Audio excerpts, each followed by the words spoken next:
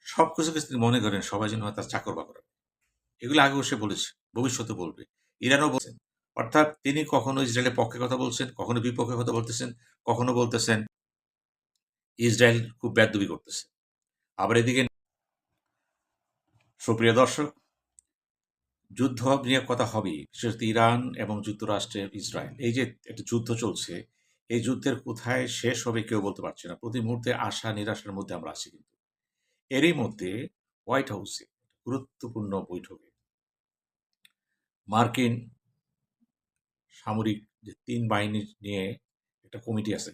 Joint committee, joint chiefs of committee যেটা আছে, সে joint চিফসের যে প্রধান মানে চেয়ারম্যান, তার নাম হচ্ছে জেনারেল ড্যান কেইন। তিনি সেই সভায় স্পষ্টভাবে বলেছেন কিছু ইতিবাচক, কিছু নেতিবাচক দিক তুলে ধরেছে। তার নেতিবাচক দিকটা হচ্ছে যুদ্ধের সরঞ্জামিতে কিছু ঘাটতি দেখা দিচ্ছে এবং এই যুদ্ধ দীর্ঘদিন প্রলং করলে হয়তো আমাদের অনেকগুলো সমস্যার মুখোমুখি হতে হবে। সুস্পষ্ট বক্তব্য কিন্তু। অর্থাৎ যুক্তরাষ্ট্র ইতিমধ্যেই সমরাস্ত্র ঘাটতিতে পড়ে গেছে। কারণ এত সমরাস্ত্র ব্যবহার করা হচ্ছে, এটা তাদের কল্পনায় ছিল না। সমরাস্ত্র সব দেশই কিন্তু একটা লিমিটেড থাকে। কারণ যুদ্ধ তো সবসময় হয় না। হঠাৎ করে যুদ্ধ হয়ে গেল, একটা কল্পনা থাকে কতদূর হতে পারে। যখন এর সময়, সময় বেড়ে যায়, সবই মুশকিল হয়ে যায়। কারণ এই পর্যন্ত দেখেন আমেরিকার ১৮ জন সৈনিক নিহত হয়েছে। প্রায় ৫৫০ মতো আহত হয়েছে। এটা যুক্তরাষ্ট্রের জন্য খুবই নেতিবাচক দিক কিন্তু। কিন্তু এই যুদ্ধ যদি আরো চলতে থাকে, সমস্যা তো হতেই পারে।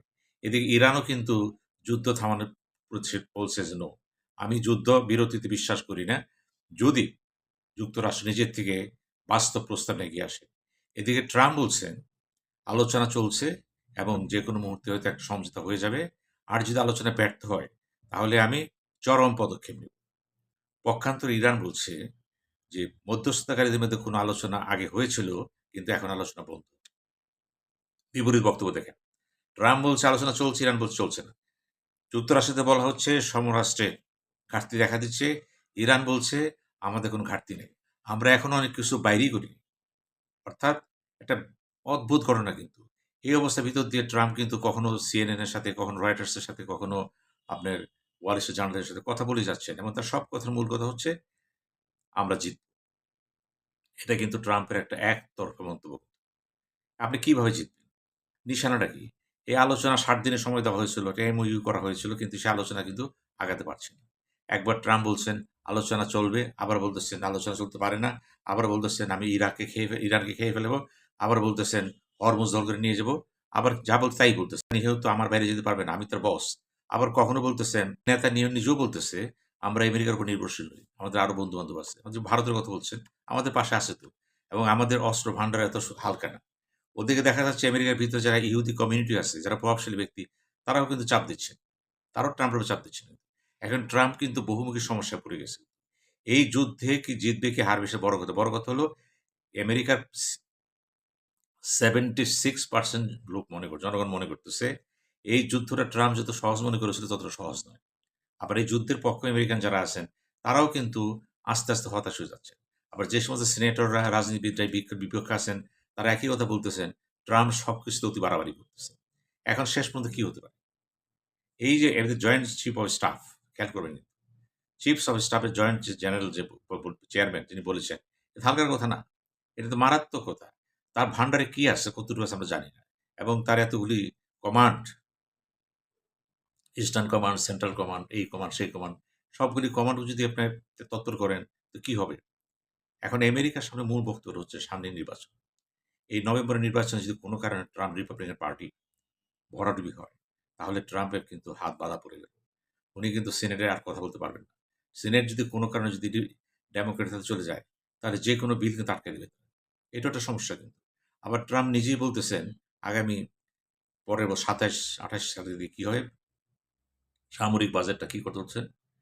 যদি সম্ভব হয় সেটাকে উনি বলছেন $১৫০০ বিলিয়ন উদ্যোগ করছে। এখন প্রায় ১,০০০ বিলিয়ন মতো আছে।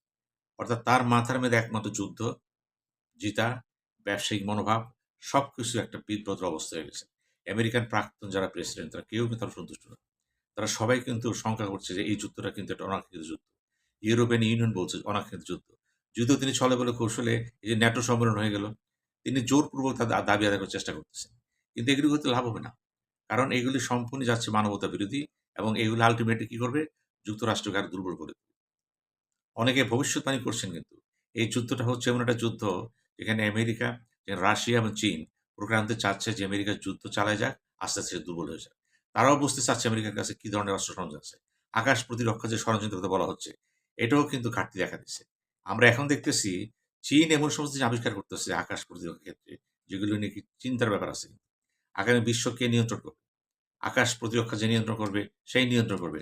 আবার যদি মনে করেন সেই মহাকাশ যান থেকেও যদি সবকিছু নিয়ন্ত্রণ করা হয়, আরো বিপদ হয়ে যাবে। তো এই মুহূর্তে আমাদের সবচেয়ে আলোচ্য বিষয় হচ্ছে ইরান কোনোভাবেই মাথা নত করবে না। সে বলেছে, আমরা চূড়ান্ত পর্যায়ে প্রত্যেকটা ইরানি বেঁচে থাকা অবস্থায় আমরা যুদ্ধ চালিয়ে যাব। আমাদের একই বক্তব্য, আমরা অন্যায় করিনি, আমরা ন্যায়ের মধ্যে আছি, ন্যায়ের মধ্যে থাকব। আমাদের পারমাণবিক যে রসদ, কোনোভাবেই এটাকে আমরা কম্প্রোমাইজ করব না। এবং বলা হচ্ছে ইতিমধ্যেই যে পারমাণবিক রসদের যে ভান্ডার গড়েছে, ইতিমধ্যেই সে বোমা তৈরি করেছে কি করে নাই, এটা বড় কথা নয়। কিন্তু এখন কিন্তু প্রশ্ন করা হচ্ছে, তাহলে কি ইরানের হাতে পারমাণবিক বোমা চলে আসছে? কেন এই কথা আসতেছে? এই কথা এইজন্য আসতেছে, ইরানকে যারা দুর্বল মনে করছে, ইরান দেখাই দিচ্ছে আমরা দুর্বল না। আমরা যুদ্ধ করতে পারি। হরমুজ প্রণালী নিয়ে বলেছে ট্রাম্প, আমি দখল করে নিয়ে গেলাম। নাম দিল সে ট্রাম্প প্রণালী। তারপরে সে চুপ হয়ে গেল কিন্তু। অর্থাৎ ট্রাম্পের নিয়ন্ত্রণে আমেরিকা এখন এমন একটা অবস্থার মধ্যে পড়েছে, তার যদি সরঞ্জাম ভান্ডার যদি কমে যায়, অস্ত্র ভান্ডার, মহা বিপদের কথা। পেন্টাগনের বড়, বড় জেনারেলরাও কিন্তু ইঙ্গিত দিচ্ছেন যে আর নয়, এবার ক্ষান্ত হতে হবে। এভাবে যুদ্ধ হয় না। সবকিছু মিলাইয়া যেটা মনে হচ্ছে এই মুহূর্তে সেটা হলো তিনি এয়ারফোর্স ওয়ান প্রেসিডেন্টের বহনকারী যে বিমান, সেখানে তার সাথে সাংবাদিকরা থাকে। তাদের সাথে কথা বলেছেন। সেখানেও তিনি ইতিবাচক কথা বলেছেন। তার একটাই কথা, যদি আলোচনা কোনো কারণে বলেছে, যেই কোনো পদক্ষেপে জবাব দেওয়ার জন্য আমরা প্রস্তুত আছি। প্রকারান্তে বিশ্ব রাজনীতির কূটকৌশলে কিন্তু চীন এবং রাশিয়া তারা কিন্তু ইরানের পাশে আছে। এবং ইরান যে সমস্ত মিসাইল ব্যবহার করতেছে, দূরপাল্লা ব্যবহার করতেছে, ড্রোন ব্যবহার করতেছে, এখানে অনেক কিছু আছে যেগুলো রাশিয়ার স্যাটেলাইট দেওয়া হয়েছে ছবিগুলো। এটা নিয়েও ট্রাম্প বলেছেন, আমি পুতিনের সাথে কথা বলব। কেউ পাত্তা দিচ্ছে না। আর অথচ কেউ তার কথা শুনতেছে না। এই যে শুনতেছে না, একদিকে আমেরিকার ইমেজ নষ্ট হচ্ছে, যুক্তরাষ্ট্রের সামরিক বাহিনীর ইমেজ নষ্ট হচ্ছে। পাশাপাশি ট্রাম্প নিজেও যে বিভ্রান্তিতে পড়েছেন, এখান থেকে আদৌ বাড়িতে পারবেন জানি না। দেখেন সম্প্রতিকার যে কাজটা করেছে, সৌদি আরবের সাথে চুক্তি করলেন পারমাণবিক বেসামরিক পর্যায়ে ইউজ করার জন্য, শক্তি ইউজ করার পারমাণবিক শক্তি। এবং এই চুক্তি করার পর এবার তিনি কি বললেন ১ ঘন্টা পরে? বললেন, সৌদি আরব যদি আব্রাহাম অ্যাকর্ডস এর সাথে স্বাক্ষর না করে, আমি এটা বাতিল করে দেব। এটা কিন্তু চুক্তিতে ছিল না। বেইমানি হয়ে গেল পুরোপুরি। আব্রাহাম অ্যাকর্ডস তো সম্ভব না। ওইটা তো ওইটার ১ম কথাই হচ্ছে বিদ্যমান কাঠামোতে যে যেখানে অবস্থায় আছে, বিশেষ করে গাজা, প্যালেস্টাইন ওভাবেই থাকবে। ইসরায়েলকে আপনি স্বীকৃতি দিবেন, দূতাবাস গঠন করবেন, তারপর আমরা আগাবো। অর্থাৎ হাত পা বাঁধা দিবেন। এটা কিন্তু সম্ভব না সৌদি আরবের পক্ষে মানা। এখানেও কিন্তু তার সাথে সৌদি আরবের একটা বিরক্তি, মানে দূরত্ব সৃষ্টি হচ্ছে। আস্তে, আস্তে ট্রাম্পের সাথে মধ্যপ্রাচ্যের সব শাসক দেশের দূরত্ব সৃষ্টি হচ্ছে। কারণ তিনি কথাবার্তা বললেন একদম থ্রেট, হুমকি দিয়ে। কাউকে পাত্তা দেন না। সবাইকে মনে করেন তার দাস। এই মনোভাবটা কিন্তু আমেরিকার একটা প্রেসিডেন্টের জন্য, একটা গণতান্ত্রিক বিশ্বের প্রেসিডেন্ট, খুবই ন্যাক্কারজনক। এই ন্যাক্কারজনক অবস্থাতে সামনে কি হবে জানি না। তবে এইটুকু সত্য যে সামনে যদি যুদ্ধ সম্প্রসারিত হয়, ইরানের কাছে কি আছে আমরা জানি না। তার সাথে কে আছে তাও আমরা অনুমান করতে জানি না। কিন্তু যুদ্ধ ভয়াবহ হবে কিন্তু। এবং এই যুদ্ধে আমেরিকার জন্য কিন্তু বিরাট পরীক্ষার সামনে দাঁড়িয়ে আছে। দেখা যাক সেই পরীক্ষা ট্রাম্পের নেতৃত্বে যুদ্ধ আমেরিকারে কোন দিকে নিয়ে যায়। ইতিবাচক দিকে না নেতিবাচক দিকে। বিশ্ব তাকায় আছে সেদিকে। ধন্যবাদ।